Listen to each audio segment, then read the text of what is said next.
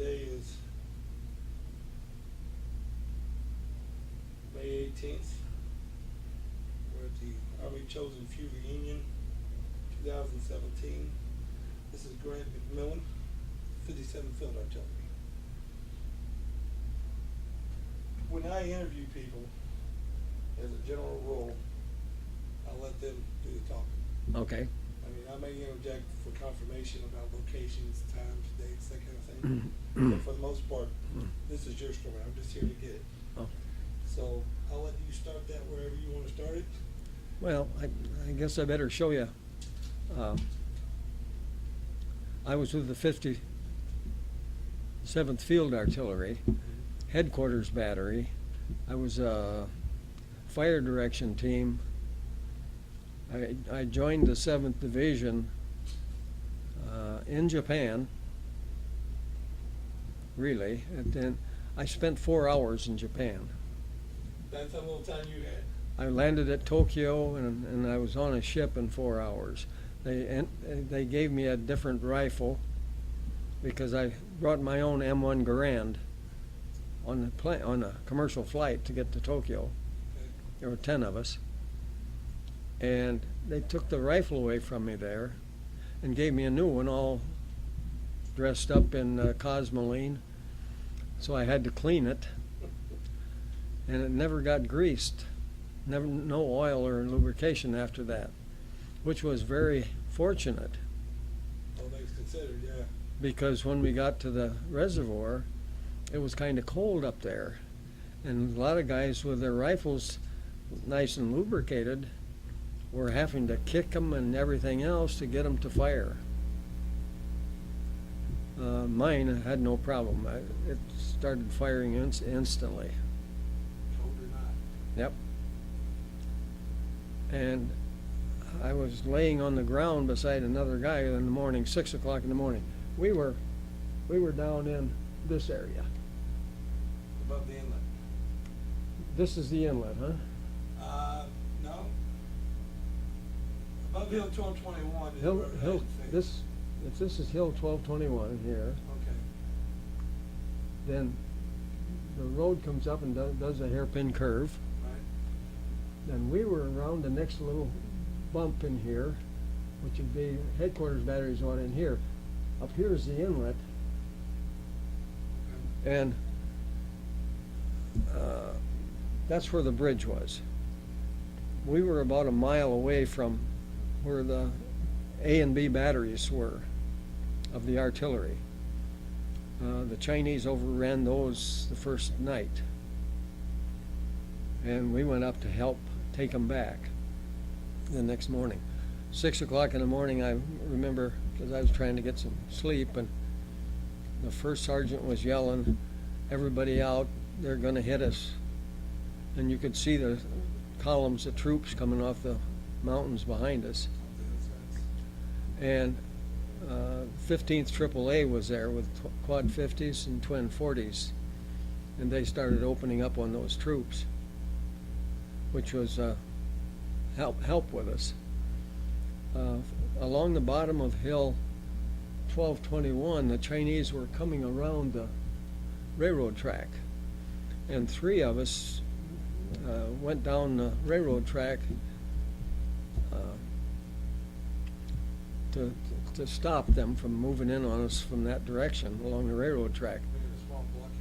Yeah, and we got just about to the corner, and the leader of our 3 people, looked around the corner and he said, "Mike, let's get out of here. There's a whole platoon of them laying in the ditch down there around that corner." Well, 3 of us weren't going to handle that.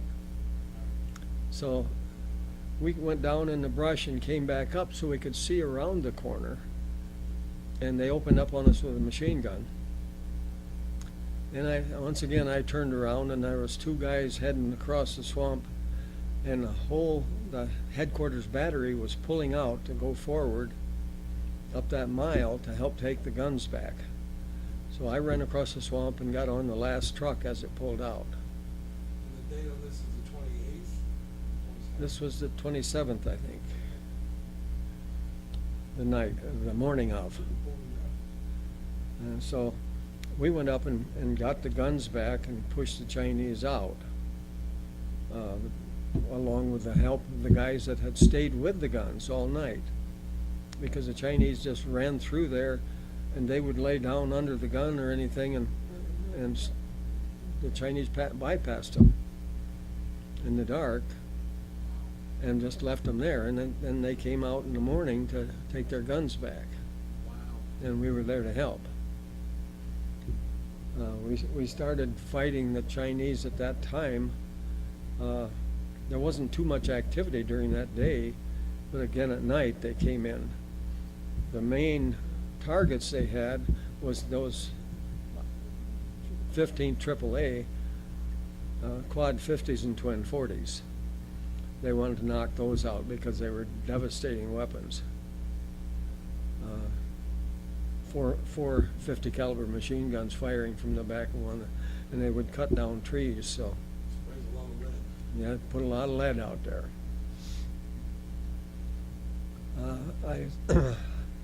I fought there for that day, the next day, the third day, I guess it would be, before the 1st of December, when we tried to fight our way out. But the third day, there was a lieutenant came by, and I was one of the selected few that was put in a group of 7 of us. He wanted us to stay back and stay in a little hole in the ground, a defilade, where it was a little safer out of the fire. And he wanted us to just stay there until we were needed. If the Chinese broke through any place in the perimeter, we were to plug up that hole and push them out and hold until we got help. Well, all of us knew that there was not going to be any help. We were a squad that was a suicide squad, I guess, to push the Chinese out and hold indefinitely through the night. Well, I started to, about 10 o'clock at night, it was nice and dark, and somebody yelled they broke through I Company. So we started running across like a field towards the mountain to To the east. it's kind of to the south. And I heard a pop, which I thought was a flare. And I started to hit the ground, but I got knocked down. Somebody had fired around, and it went through went into the arch and out the back of the heel on my right ankle. And so I was on the ground, and the lieutenant that had put us to the side came by, and I told him I was hit, and he said, well, if you can get back to the aid station. So I crawled back to the aid station, and a sergeant there came out and said, if you get any help, you'll help yourself. I got nobody to help you. So I took my boot off and looked at my ankle in the snow, and it looked like I had a exit hole about the size of a silver dollar. It wasn't that big because the blood had leached into the sock and made a pretty good sized red spot in my ankle. And otherwise it was just a simple hole through. Took some of the bone out of the ankle.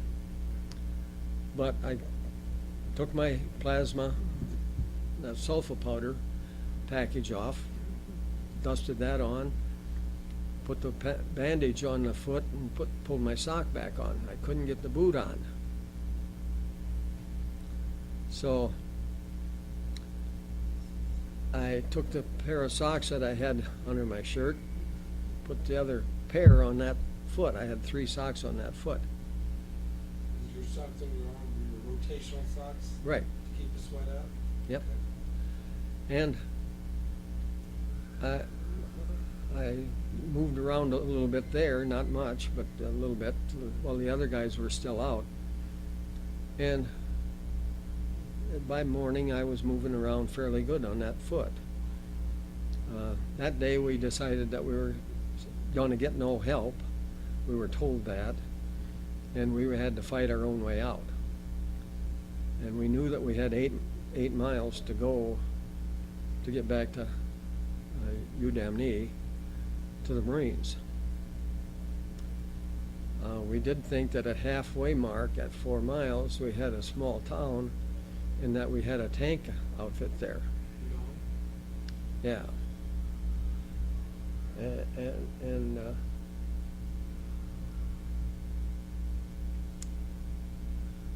some of the people actually got there. I didn't. I got across the bridge that was blown.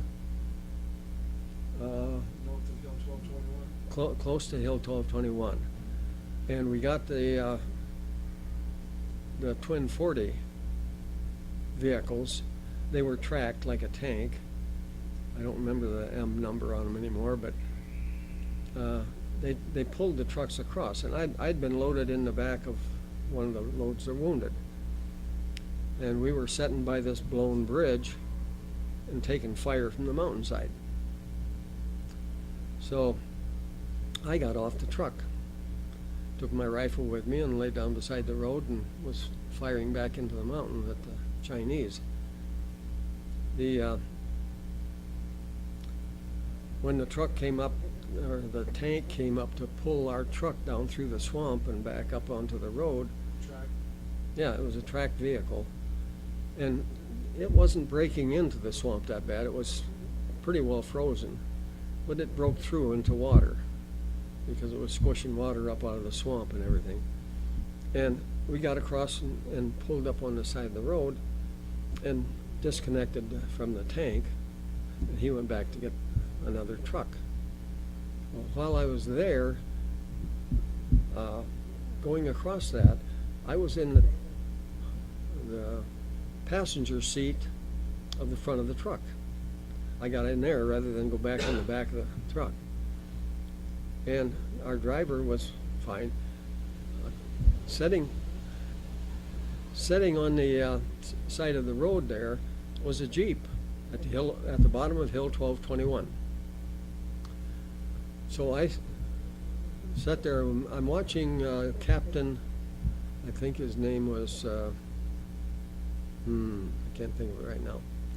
Anyway, he was a Marine captain who was assigned to us because our radios couldn't talk to the Marines.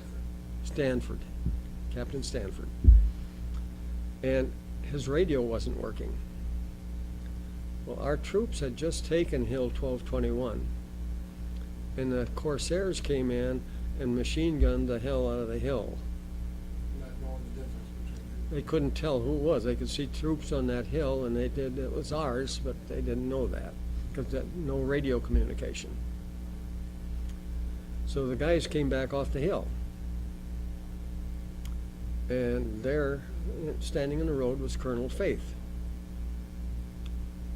with his .45 out, yelling at these guys to go back up the hill or I'm going to shoot you here in the road.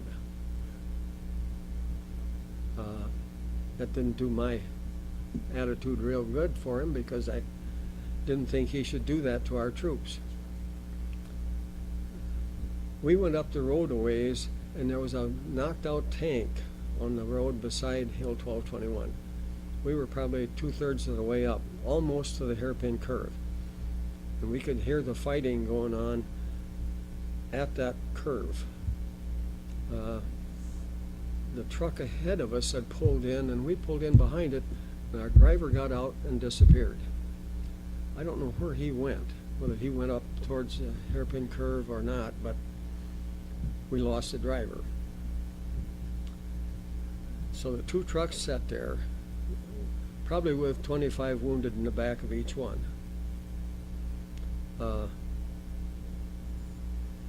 It got kind of light in the snow. You could get that false light from the reflection, at least, of light. And I walked out in the road. The first sergeant was standing in the road, and he said, "I've heard that the Chinese let all the wounded go and keep only the able-bodied as prisoners." He said, I'm thinking about surrendering. And I said, Sergeant, you don't have much time to think, because they're right there, and you could see the Chinese coming in the snow. And he walked out and pulled out his white handkerchief and held it up in the road. About that time, at the front of the two trucks were in the ditch there. At the front of the one truck, someone fired, and he yelled at him to put down his weapon, because he said, you're going to get us all killed. You can't fight the Chinese alone, and I'm trying to save your life. Well, whoever it was stopped firing, and they got about 10 of us that could walk, and they marched us down the road a little ways behind the trucks and made us kneel down in the ditch.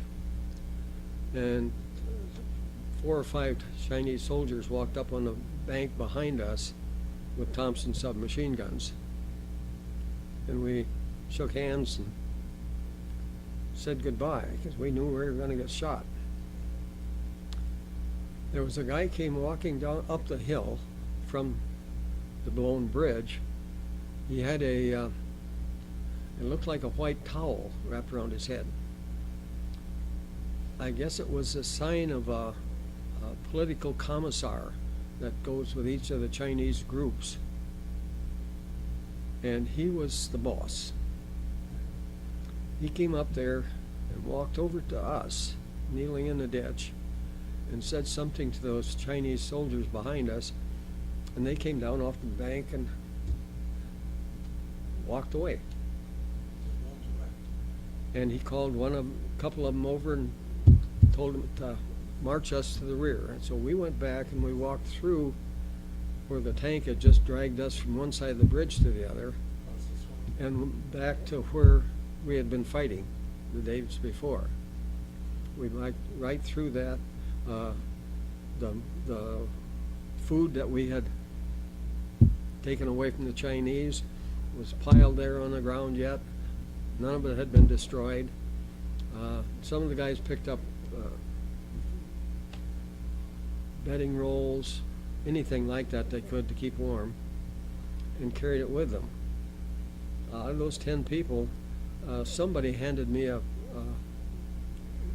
stick, probably 8 or 10 feet long, which I was using for a crutch. They marched them quite a ways, and then they'd get way ahead of me, and then the Chinese trooper would stop the guys from walking, and they would wait until I caught up, and then they would start walking again. And we Never got a break. no, I got to keep. They would let me keep up with them. Eventually, I'd catch up, and then they'd go move again. So we walked on up and down into. There's the inlet goes up into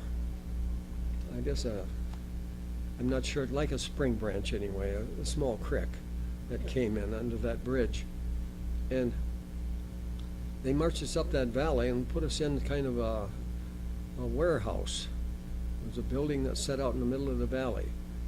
And we were allowed to sit there for a while, probably till noon. A plane came over, and one of the guys ran out and waved his arms at us, and we got machine gunned a little bit. Because again, the plane, they can't tell who's who on the ground, so they fired at us. Then they walked us a little farther up the valley and up into an adjacent valley, up this direction, which would be southwest. The first sergeant came around and he said, I know you can't run, so the rest of us are going to run for it. And your job is to kill that Chinese soldier, the guard, so that they could run. So there's a little stream coming down through the mountain, and I walked to the stream, took a drink of water, and I'd walk back and sit down a little closer to the guard. And I made 3 or 4 trips down to the stream, and finally I'm within 10 feet of the guard. And up the valley comes a group of Chinese carrying these huge iron kettles that you see people have in their yard as decorations. And they came over, and we had no utensils or anything with us, no knives or forks or anything. But some guys took off their caps, and some with helmets on, they put food in it. It was fried potatoes in one of the big crocks. Boiled potatoes. Yeah, boiled, when they were kind of fried. And then they had boiled beans in another one. So we got a spoon of each in our hands or our caps, or I just rolled out my field jacket and put it in there so I could eat it with my hands. This is the first 24 hours of your Capture. So the escape plan went down a hill because that was the first we'd eaten for about 3 days. And they took us out of there and marched us on up the valley a little ways and put us in what looked to be a huge family house or a schoolhouse, made like all Korean homes. Had the living quarters were on the upper level, and it was probably this far underground to where the fireplace was, and the heat went underneath the floor and then up the other end for the chimney. Yeah.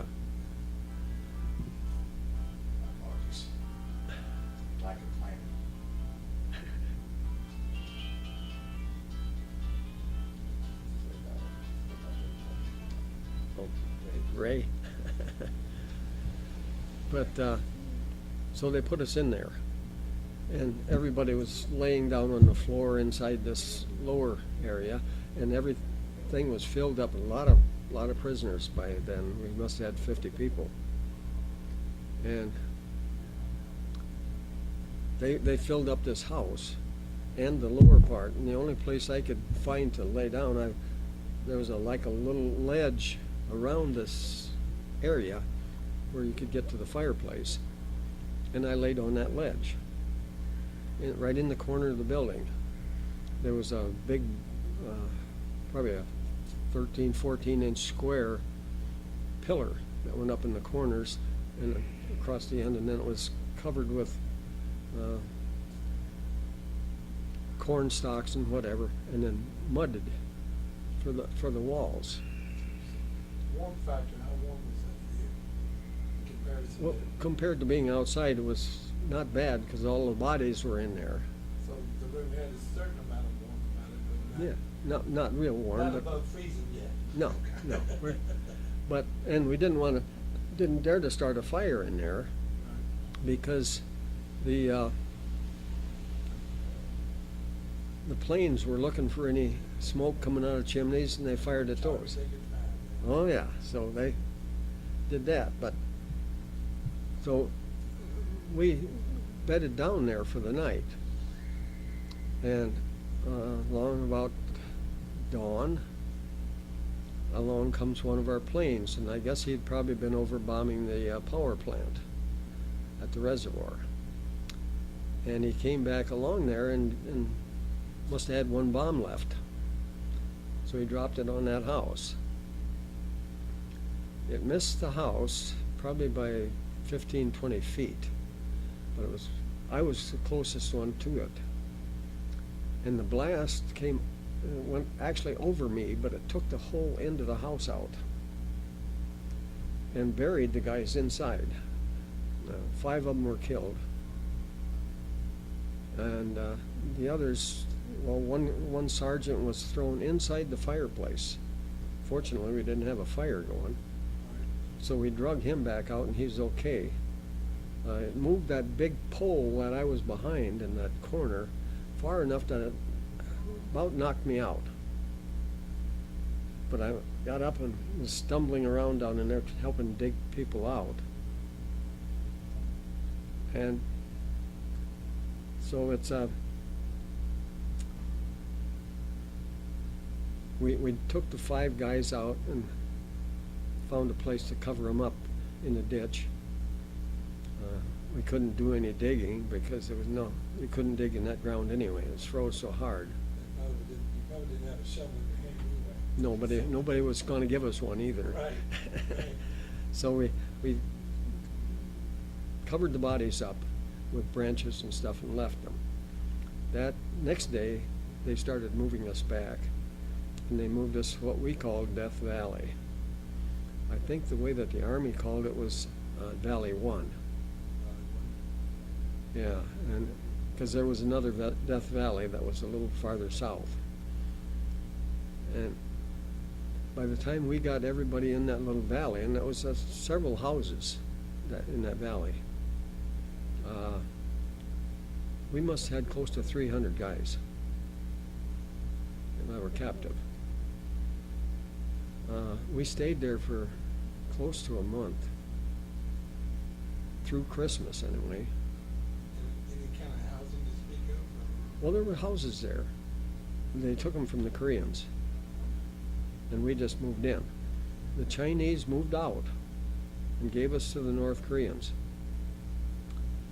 The Chinese didn't do too bad. They had no doctors, so they couldn't do anything there, and they had what little food they had, they carried with them on a roll of Bags around the neck, yeah. bags around the neck, yeah. Doctor-wise, I think they were pretty much taking that whole area and turning it into triage Yeah, for all the Chinese that they had lost in the battle with the children anyways. right.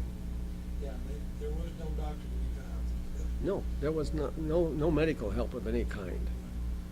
And we lost, out of that group, we probably lost close to 200. Out of the 300. Yeah. But then they decided that we were moving. Anybody that could walk was moving.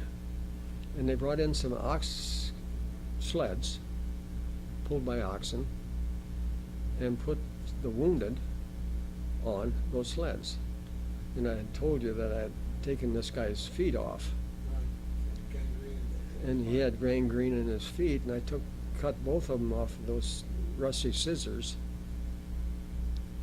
and bandaged up his feet, tore up my shirt, and did that. He was put on an ox cart, and we went from there to Kangi, which was an established prisoner of war camp, they said. Northwest of Yudan. Yeah. And we there they had those classes for us.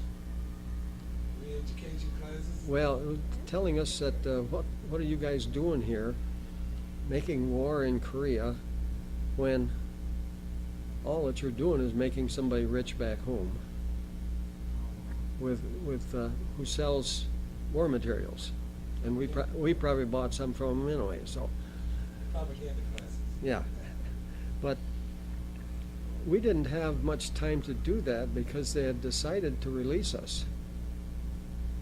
So we had maybe a couple or 3 classes, and they got formed us all up in a group, and we were moved to the west. Okay, I had to go get this thing, but this is an awful lot of walking in here. I'm kind of lopsided. So they took us all to the west coast, where the railroad tracks were, and started taking us south on the trains. So we traveled at night on the trains. They would stop and fill up with water along the way in the train, the locomotive and everything. And we would get off and stand there while they did that, prepare the train. And you'd watch the guys around you, and they'd get real white on their cheekbones. Then you'd have to tell them, get your hands over your face and keep that warm, or you're freezing your face. So how many days in before you get to Kangi? We were in Kangi, I don't know, a couple, 3 days. Well, I And mean, then we stayed. bombing to Kangi. How many days in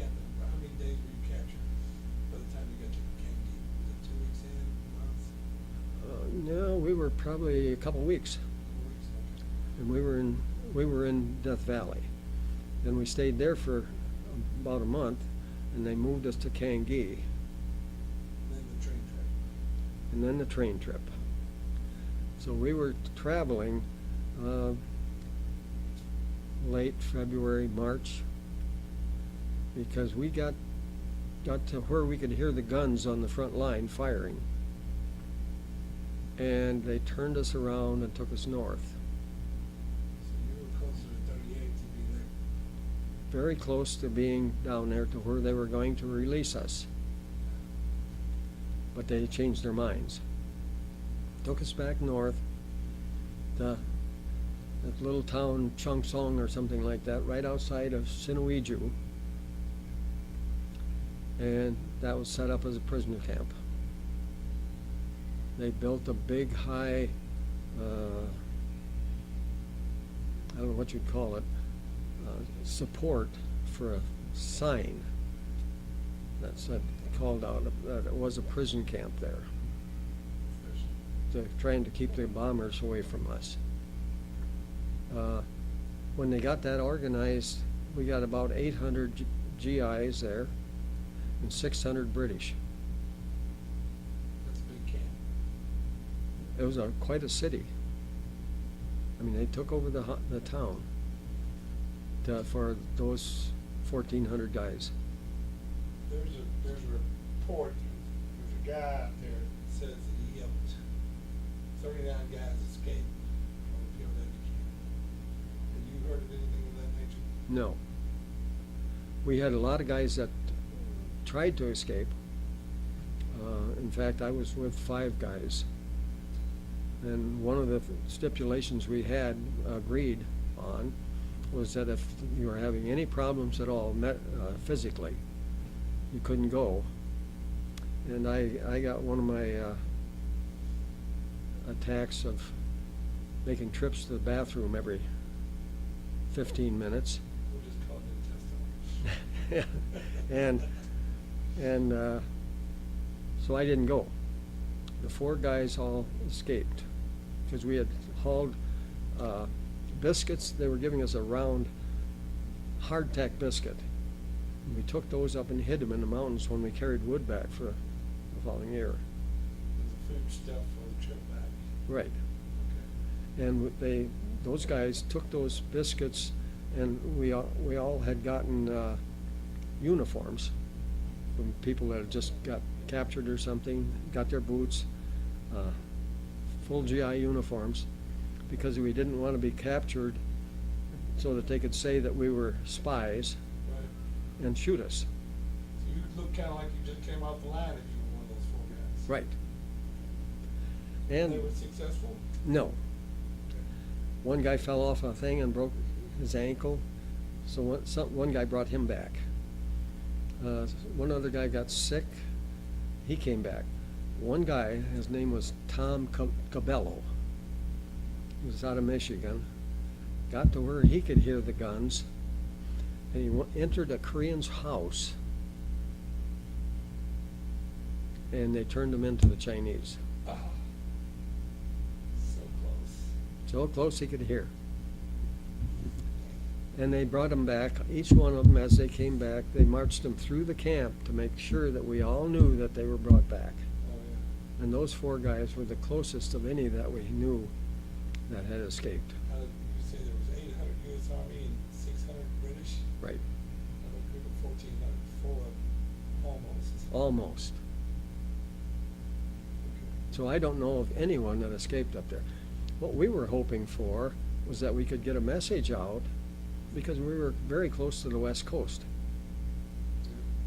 and hoping that we could get a submarine or something up there, a boat that would come in, because it wasn't that far for us to get to the coast. So maybe some kind of Kelly's Heroes Range or something like that. Anything. Anything to give us direction to go to get to that coast. We could have escaped and taken everybody with us. Wow. And what time frame is that?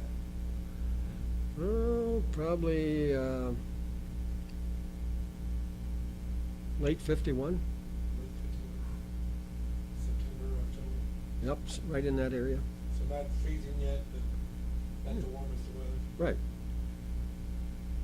So how many days were you captured? How many days were you held? Well, almost 33 months. How long did you stay at the valley at that 1,400-man camp? Well, the rest of the time that I was there, from Easter Sunday of '51, when we got back to that, until July 27th or whatever it was, 25th, when they signed the armistice. The one nice part of that was that the Chinese told us right away that the armistice had been signed, that they had agreed on exchanging prisoners, that we would be released. They brought in trucks, loaded guys on it, and I got chosen to stay. There was two other guys that were also chosen to stay. And the reason was that the Red Cross wanted to come in and see what kind of facilities we were held in. So the trucks pulled out and left us there, 3 of us. Within an hour, the Red Cross flew in, got out of their helicopter, looked around, gave us each a Hershey bar, toothbrush and toothpaste, which the Chinese had already supplied by then. But the Hershey bars, they didn't. Yeah. And we enjoyed those. They didn't get the PA that often, did they? But then this camp commander came over and he said, "Can you guys fit in that Jeep? 3 of you besides him, the driver?" And we said, "Oh yeah, just get on it, we'll catch the trucks." Really? So we did. We caught the last truck in the convoy. I don't understand the methodology of keeping just 3 of you back to get a Hershey bar.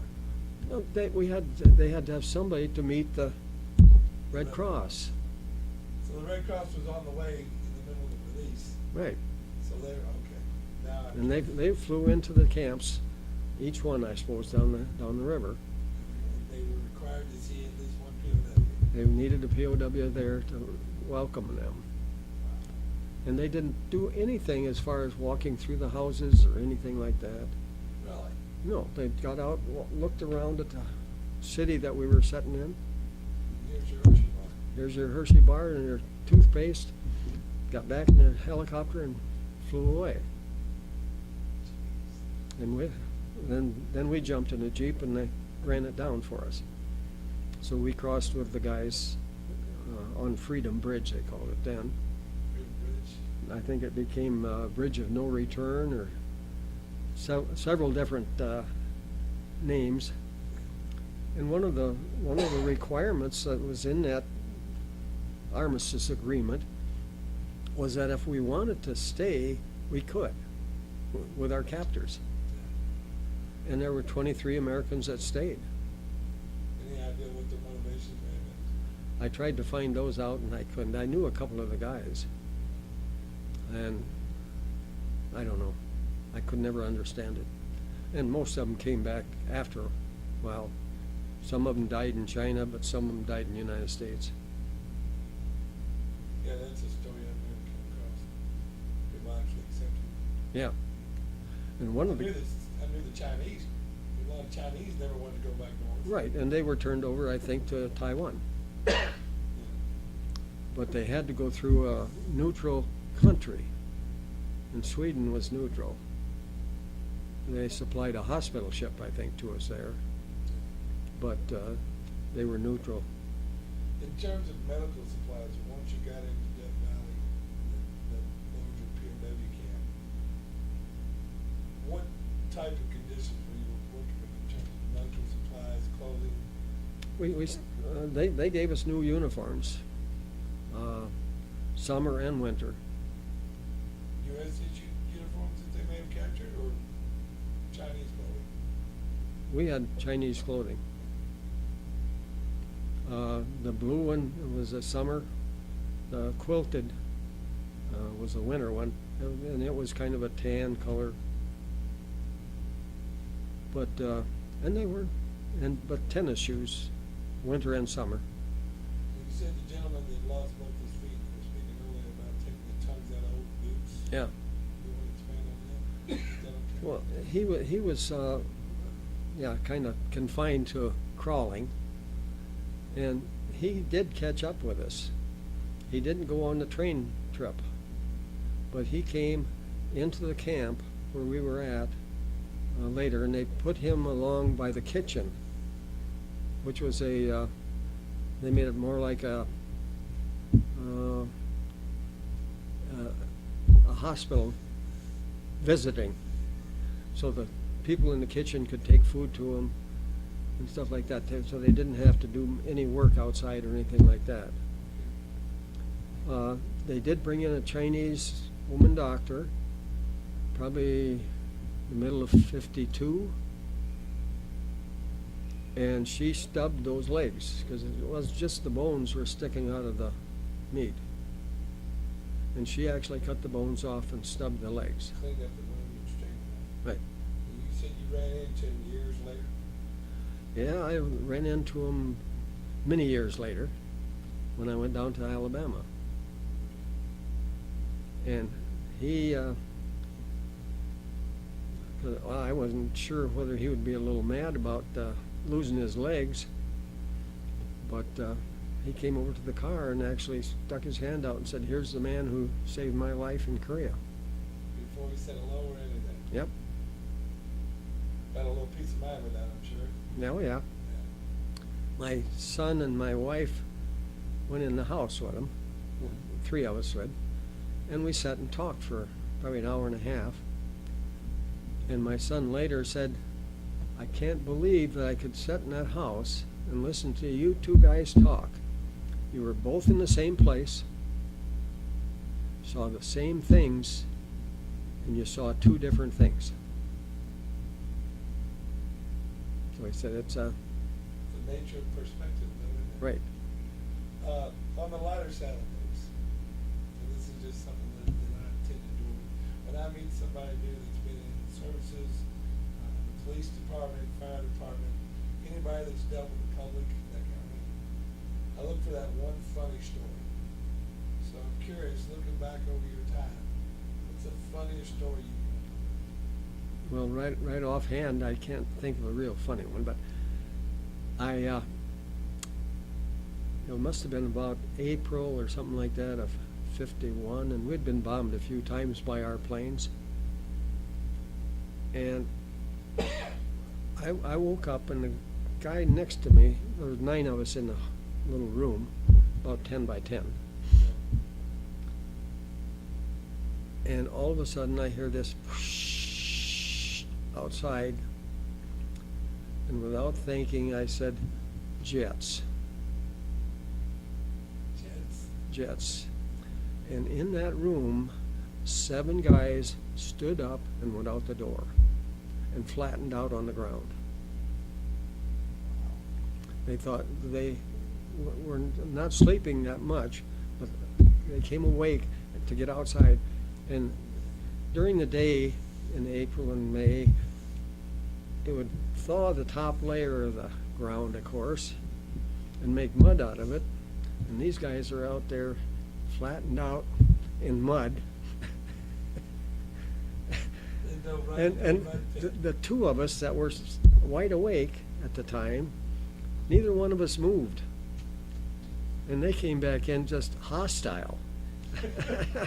They were mad because I had said jets, and they thought they were getting a bombing run on them or something. Another Corsair, right? And yep, boom, out the door they went, hit the door, hit the deck out in the mud. Wow. I've always been amazed about combatants, frontline combatants, being able to find some humor. And I just wanted to take a shot and see if you had it. Well, That's a good one. some of the things too, though, when we were being marched, we would come up on the top of a mountain, and there would be a trail down, or road down into this valley, and a beautiful valley open up, and it'd be green. Everything was greening up, and the people were planting rice in the valleys and stuff. And it was, North Korea is a beautiful country. On its face. Yeah. And yeah, just for natural beauty, it's a fantastic country. But Not one for digging foxholes in or anything. not in wintertime, no. And then I was told that the reservoir had a bit of a granite base around it. So anytime you did do a little digging, if you hit something hard, you probably weren't getting around it. Nope. Well, and the north has got an awful lot of mines, gold mines and that type of thing. Natural resources, minerals. Yep. And they had places to stay in the mountains. Do you want to add anything more to this? Anything comes to mind that you'd like to see passed on generationally speed? Well, I've got a few things I could say. And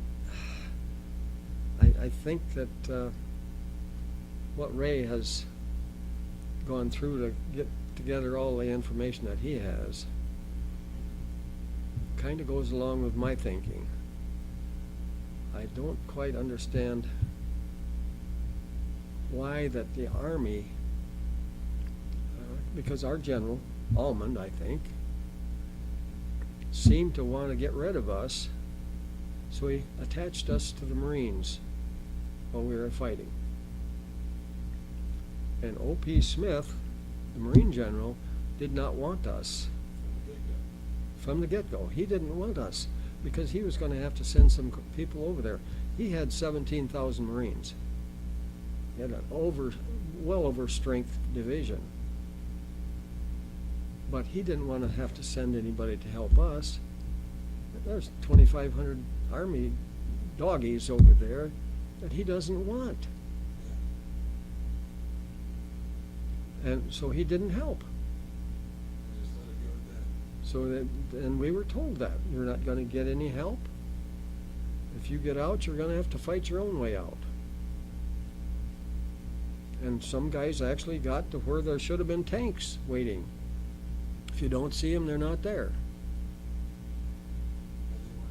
And they were taken back to protect the Marines. That's a hard knock to take. Yeah.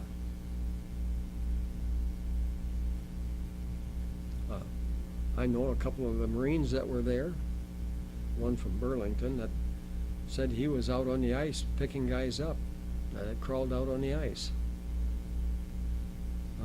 That one I don't know, what do you call it, a chaplain or something, anyway, that was out on a ship, who said that we all threw our weapons down and ran. There's no place to run. Right. We were surrounded. Why carry a weapon you can't put bullets in? Right. It's an 8-pound log. Yeah, 9 pounds of nothing. Right. Yeah, that kind of started the whole fire, I think. Yeah. Back then, of course, the media grabbed it. They were all about selling newspapers. Yeah. Oh yeah.